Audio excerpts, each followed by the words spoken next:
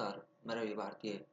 साथियों, उम्मीद है आप सभी अच्छे होंगे और अपना अच्छे से अपने कार्यों में आगे बढ़ रहे होंगे और जो पढ़विन एप्लीकेशन पर पर डे स्कॉलरशिप टेस्ट कराया जा रहा है, आप सभी उससे जुड़कर अच्छी स्कॉलरशिप प्राप्त कर रहे होंगे और अपनी अच्छी रैंकिंग से जो भी इस एप्लीकेशन पर अपॉर्चुनिटी दी जा रही हैं, उनको आप ग्रहण कर रहे होंगे और उनमें अपनी सदस्यता बना रहे होंगे। तो चलिए साथियों, आज मैं आपको बताता हूँ कि हम करंट अफेयर्स के सेक्शन जो कि हमने पिछली वीडियो में बताया था, तो उसी सेक्शन को हम आगे बढ़ाने जा रहे हैं और एक और इस पर वीडियो लाए हैं। तो साथियों, आप इस वीडियो को देखकर जो आज का स्कॉलरशिप टेस्ट होगा, तो उस करंट अफेयर्स के सेक्शन में तो आपको ये टेस्ट बहुत ही महत्वपूर्ण साबित होगा और आप इस वीडियो को पढ़कर उस स्कॉलरशिप टेस्ट को अच्छे से दें और अच्छी स्कॉलरशिप प्राप्त करें। तो साथियों, जिस भी साथी ने अभी ये एप्लीकेशन अपने मोबाइल में डाउनलोड नहीं किया है, वो साथी तुरंत अभी की अभी अपनी मोबाइल पर इस एप्लीकेशन को डाउनलोड करे और वो इस एप्लीकेशन के जो भी सारे चैनल्स हैं, जैसे YouTube channels, WhatsApp channel, Telegram channel और भी कई तरह से जुड़ना होता है, तो सारी चीज़ें जुड़ें और अपना सपोर्ट दिखाएं और यूट्यूब चैनल को सब्सक्राइब करें, वीडियो को लाइक करें और कोई अगर आपको दिक्कत आए तो आप कमेंट कर सकते हैं और हमसे, जैसे कि मैंने पिछली वीडियो में आपको करंट अफेयर्स के बारे में बताया, तो हम उस सेक्शन को आगे बढ़ाने जा रहे हैं और इसी क्लासेज को हम रोज़ाना लिया करेंगे और पर डे इस करंट अफेयर्स का टेस्ट करवाया जाएगा, जिसमें आपको 5 क्वेश्चंस दिए जाएंगे जो कि न्यूज़ से संबंधित होंगे। तो आप इन क्वेश्चंस को इस वीडियो से पढ़कर अपना उत्तर सही दें और तमाम खबरें हैं उनके बारे में आप अपडेट रहोगे, इनसे जुड़े रहोगे। तो चलिए साथियों, बिना किसी टाइम गंवाए, आपके बिना किसी टाइम वेस्ट किए हम इस वीडियो की शुरुआत करते हैं और इसमें आपको क्वेश्चंस के बारे में बताते हैं। तो साथियों, ये जो यहाँ पर ये नंबर और ये ईमेल एड्रेस दिया है, आप इस पर अपनी समस्या दर्ज कर सकते हैं और कोई भी पूछना चाहता है वो इस पर पूछ सकता है। तो हम अपनी वीडियो की ओर बढ़ते हैं।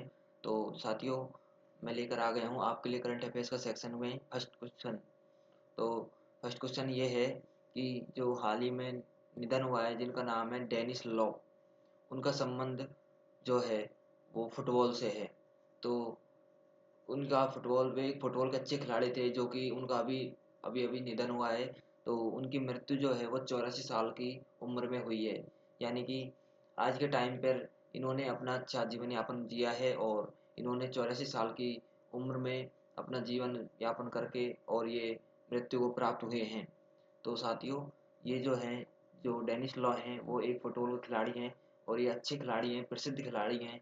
इन्होंने अपनी इस पर कई ख्याति प्राप्त की हैं और ये एक स्कॉटलैंड के रहने वाले हैं। मतलब ये स्कॉटलैंड एक देश है, वहाँ से ये रहने वाले वहाँ से बिलोंग करते हैं, वहाँ के रहने वाले हैं। तो ये डेनिस लॉ के बारे में मैंने आपको बताया, जो कि इनका भी फिलहाल निधन हुआ है। तो ये फुटबॉल के खिलाड़ी हैं। जैसा कि हम जानते हैं कि फुटबॉल एक प्रसिद्ध लोकप्रिय खेल है। हमारे इंडिया में फुटबॉल को गांव में भी बहुत अच्छे से खेला जाता है और इसको बढ़ावा दिया जाता है और हमें देना भी चाहिए। तो साथियों, हमें अपने आसपास में भी खेलों को बढ़ावा देना चाहिए और उनसे अपने बच्चों को जोड़ना चाहिए, क्योंकि एक व्यक्ति को आगे बढ़ने का या अपने बच्चों को आगे बढ़ाने का केवल एक ही ऑप्शन नहीं होना चाहिए। इससे देश का विकास नहीं होता और हमें अपना जीवन यापन इससे इससे जीवन यापन का भी एक कार्य नहीं हो पाता। तो इस तरह से हमें सारी चीज़ों से जुड़ा होना चाहिए।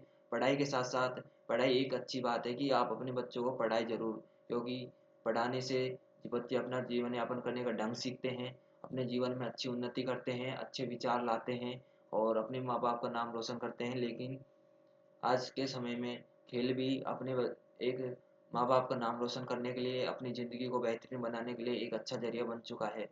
तो ये ज़रूरी नहीं कि हर बच्चा एक ही फील्ड में या केवल पढ़ाई में या खेल में अच्छा हो।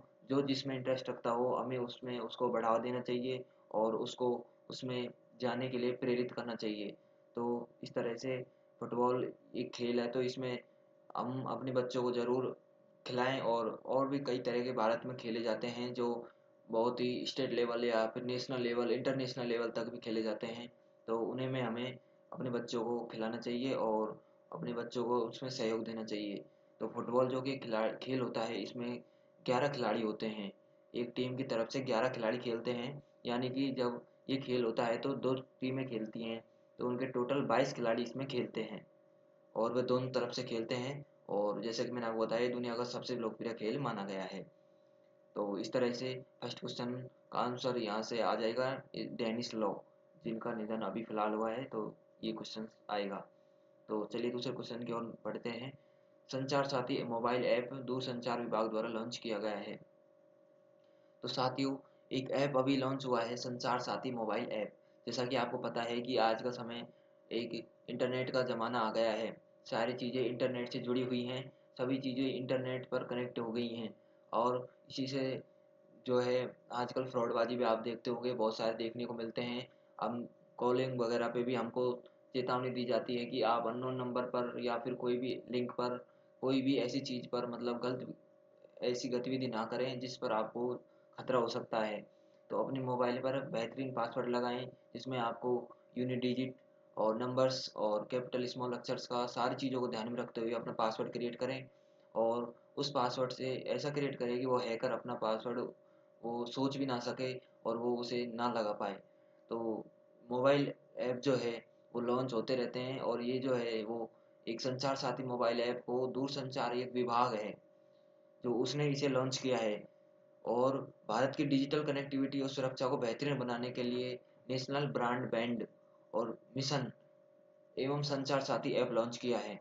यानी कि जो ये संचार साथी ऐप है, इसके साथ साथ एक नेशनल ब्रॉडबैंड मिशन, यानी कि इसको भी इसके साथ ही लॉन्च किया है। और इसको भारत की डिजिटल कनेक्टिविटी, यानी कि जो भारत में जो डिजिटल जो इंटरनेट का माध्यम छाया हुआ है, यानी कि सारी चीज़ें इंटरनेट से जुड़ गई हैं, उसको और बढ़िया, उसको मजबूती प्रदान करने, उसकी कनेक्टिविटी यानी उसको और ज़्यादा उसको कनेक्ट करने और उसको सुरक्षा प्रदान करने की उसमें कोई दिक्कत ना आए, उसको एक सुरक्षा, उसको एक कवच के रूप में ये जो है एप्लीकेशन है, इनको लॉन्च किया है सरकार ने। तो सरकार के अंदर जो ये दूरसंचार विभाग है, इसके द्वारा इसे लॉन्च किया गया है। और ये विभाग जो है, ये एक ऐसे कार्यों में ही के लिए ही बनाया गया है कि ये एक इंटरनेट की जो गतिविधियां होती हैं उनमें अपना भूमिका निभा सके। तो ऐसे करके साथियों, ये क्वेश्चन यहाँ से नोट कर लीजिएगा कि संचार साथी ऐप जो है वो दूरसंचार विभाग द्वारा लॉन्च किया गया है। तो इसमें और हम जानते हैं कि जो नेशनल ब्रॉडबैंड मिशन का लक्ष्य है, जो कि संचार साथी ऐप के साथ लॉन्च किया है, उसका लक्ष्य जो है वो 1.7 लाख गाँव को जोड़ना है, यानी कि 1,70,000 गाँवों को जोड़ना है। और ये स्टार्ट जो है वो 2019 से हुआ है, वर्ष 2019 से ये ऐप जो है वो लॉन्च हुआ है। और इसका लक्ष्य जो है वो 1.7 लाख गाँवों को जोड़ना है। तो साथियों, इस पर आप ध्यान दें और इस चीज़ को समझने की कोशिश करें। ये आपको अभी तो वैसे ही लग रही होगी, लेकिन ये अपने आप में एक बहुत बड़ी चीज़ है। और ये चीज़ें हमें जीवन में सीखनी चाहिए और इस क्षेत्र में आगे भी बढ़ना चाहिए। और डिजिटल का ज़माना है, तो यानी कि इंटरनेट का ज़माना है, तो हमें अपनी जो वैसी सोच है उसको बदलना होगा। मतलब कि जो हमें बाहरी चीज़ें हैं जो भी दुनिया में घटित हो रही हैं उनके बारे में जानना होगा, तभी हमारा इस दुनिया में अस्तित्व है। वरना हम कभी भी किसी भी जो खतरा है उसका हम शिकार बन सकते हैं, और किसी भी हैकर द्वारा कोई भी गतिविधि से हम अपने आप को जो है वो हानि पहुंचा सकते हैं। तो इस तरह से ये जो है क्वेश्चन यहाँ से बन जाएगा। ऊपर मैंने आपको बताया कि जो है दूरसंचार विभाग द्वारा इसे लॉन्च किया गया है। तो थर्ड क्वेश्चन की ओर बढ़ते हैं। स्वामित्व योजना को 2020 में शुरू किया गया। साथियों, यहाँ क्वेश्चन ऐसे बन जाएगा कि स्वामित्व योजना जो है वो किस वर्ष शुरू की गई। तो स्वामित्व योजना है जो है वो 2020 में शुरू की गई, वर्ष 2020 में। तो वर्ष 2020 में शुरू की गई, लेकिन जो अभी जो है 16 जनवरी 2025 को जो है प्रधानमंत्री ने, हमारे जो श्री प्रधानमंत्री जी हैं वो नरेंद्र मोदी जी, उन्होंने इसके तहत जो 10 राज्य हैं और 2 यूटी यानी यूनाइटेड टेरिटरीज जो केंद्र शासित प्रदेश हैं, उनमें 50,000 से अधिक गाँवों को कार्ड वितरित किए हैं। इसकी जो स्वामित्व योजना है उसको शुरू तो पहले किया गया, लेकिन उसको वापस याद दिलाने और उसके उपलक्ष्य में इसमें थोड़ा उसको वापस, उसमें जो अब प्रधानमंत्री हैं वर्तमान में, उन्होंने इसमें 50,000 से अधिक जो गांव हैं उनमें कई लाखों घरों में उन्होंने कार्ड वितरित किए हैं। और इसके साथ साथ जो है उन्होंने जो ड्रोन माध्यम होता है जो कि आसमान में अपना अपना फोटोज को लेता है, और वो उसके माध्यम से जो ड्रोन तकनीक है, उसको हम ड्रोन के नाम से तो हम सभी जानते हैं, लेकिन वो जो ड्रोन तकनीक है वो घरों में जमीनों को सर्वेक्षण कर रहा है, और जो घरों का भी सर्वेक्षण और जो ज़मीन है उनका सर्वेक्षण करके जो मालिकाना हक का मतलब होता है साथियों, जो मालिक होता है, जो उस चीज़ का जो घर या ज़मीन है, उसका जो मालिक है, उसका जो ओनर है, उसका जो हक बनता है, जो उससे छीना गया या उसको पूरा मिला नहीं, उसको हक को पूरा करने का जो वादा है वो प्रधानमंत्री नरेंद्र मोदी जी ने किया है, जो कि 16 जनवरी 2025 को अभी किया है, और इससे 50,000 से अधिक गाँवों में फायदा भी हुआ है। तो इस तरह से साथियों, यहाँ से ये क्वेश्चन बन जाएगा कि स्वामित्व योजना किस वर्ष शुरू हुई, तो 2020 में आपको इसे याद रखना है। तो नेक्स्ट क्वेश्चन, चौथा क्वेश्चन की ओर बढ़ते हैं। भारतीय टीम का नया बल्लेबाजी कोच कौन है? तो साथियों, भारतीय टीम का नया बल्लेबाजी कोच कौन है? वो है सितांशु कोटक।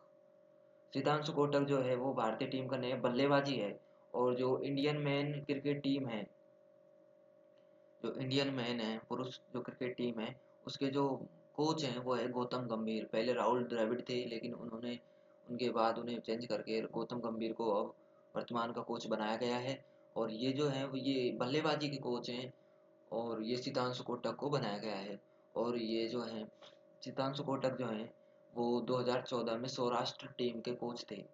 जो सौराष्ट्र जो एक टीम है, जो कि अपनी जैसे इंडिया की टीम है, तो वहाँ के ये टीम के जो कोच थे वो रहे हैं 2014 में, वर्ष 2014 में, यानी कि आज से लगभग 11 साल पहले। तो अब इन्हें 11 साल के बाद ये ऑफर मिला है, और ये यहाँ पर अब नया बल्लेबाज के रूप में चुना गया है, भारतीय टीम का बल्लेबाजी का कोच। तो नेक्स्ट क्वेश्चन की मैं, जो कि बहुत इंपॉर्टेंट क्वेश्चन है साथियों आने वाले समय के लिए 2-4 दिन बाद, तो भारत के गणतंत्र दिवस पर मुख्य अतिथि कौन है?